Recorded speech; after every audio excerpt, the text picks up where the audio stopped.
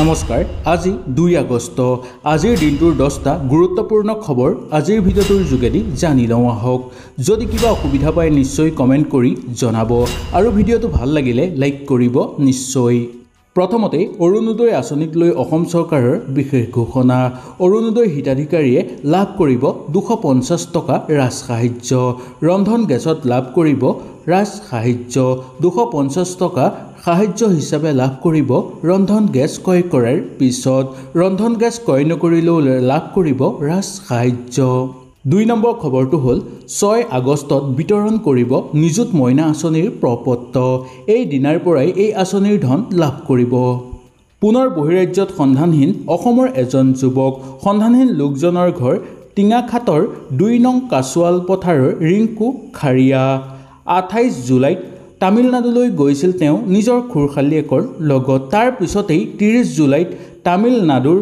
আবাদুৰ পাট্টাঘামৰ পৰাই নিৰুদ্দেশ হৈছে তেওঁ লংকা আৰু লামডিং সংযোগী বনাঞ্চলৰ মাজৰ নতুন বস্তিৰ ৰাষ্ট্ৰীয় ঘাইপথত ড্ৰাগছ জব্দ কৰা হৈছে এখন চুইফট বাহনত এগৰাকী মহিলাসহ 3 গৰাকীক আটক কৰা হৈছে এই ড্ৰাগছ সহ মহিলাগৰাকীৰ হাতত পোৱা গৈছে যে 24টা চাবোনৰ বাকচত তেওঁলোকে ড্ৰাগছ ভৰাই আনিছিল সেই সকলোবোৰ আৰক্ষীয়ে জব্দ কৰিছে একেটা পৰিয়ালৰ 5জনকৈ সদস্য সন্ধানহীন হৈ আছে শিৱসাগৰ ৰংঘৰ চাৰিআলিত আছিল তেওঁলোকৰ ঘৰ 25 জুলাইৰ পৰাই সন্ধানহীন হৈ আছে একেটা পৰিয়ালৰ 5জনকৈ সদস্য প্ৰধানমন্ত্ৰীৰ জন্মদিনৰ দিনাই লাভ কৰিব অৰুণোদয় আঁচনি তৃতীয় 17 ছেপ্টেম্বৰত মুকলি কৰা হ'ব এই আঁচনি এই কথা প্ৰধানমন্ত্ৰীগৰাকীয়ে সংবাদমেল যোগে জনাইছে 29 অক্টোবৰত অসমলৈ আহিব কেন্দ্ৰীয় গৃহমন্ত্ৰী অমিত শ্বাহ তেওঁ বহুকেইটা ক্ষেত্ৰত অংশগ্ৰহণ কৰা দেখিবলৈ পোৱা যাব 8 ছেপ্টেম্বৰত অসমলৈ আহিব প্ৰধানমন্ত্ৰী নৰেন্দ্ৰ মোদী নুমলীগড়ৰ ছেকেণ্ড বায়ু ৰিফাইনাৰী মুকলি কৰিব প্ৰধানমন্ত্ৰীগৰাকীয়ে নন্দিনী কাশ্যপৰ গ্ৰেপ্তাৰৰ পিছতেই এজন দালালক পুলিচে আটক কৰিছে দালালজনৰ নাম হামিদ আলী